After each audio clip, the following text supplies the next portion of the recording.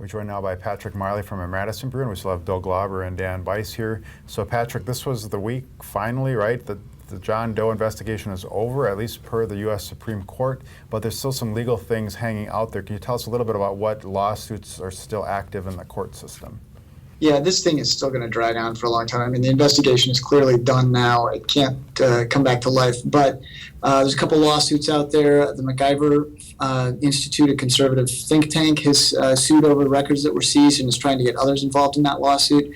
And then Cindy Archer, she's a former Walker aide. Her case is before the Seventh Circuit. She's trying to sue Chisholm.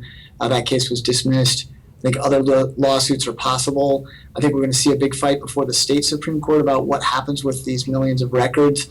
Right now they're soon going to be with the Supreme Court, and they're also with some federal courts. Those caught up in the Doe want it to be just with the Supreme Court and eventually for them to be gotten rid of by all government entities. Yeah. Well, is there a rationale for that? I'm thinking of other investigations.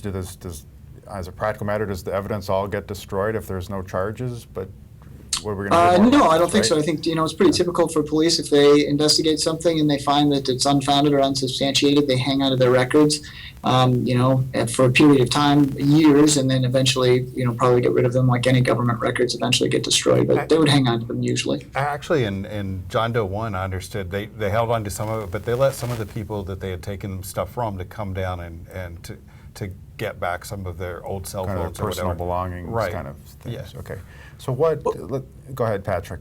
Well, I would say, yeah. I mean, if they take a computer from you, they're going to give it back to you eventually. But if they downloaded things off that computer, that doesn't mean that the investigators get rid of the copies that they've made. All right. So there'll be more battles on that front. Are there any other prospects of lawsuits against now the prosecutors to say you shouldn't have pursued this or you were overzealous in doing so? Eric O'Keefe with Wisconsin Club for Growth has been saying that he plans to sue John Chisholm as well, and he said on the radio this week that he felt a moral obligation to remove John Chisholm from his position.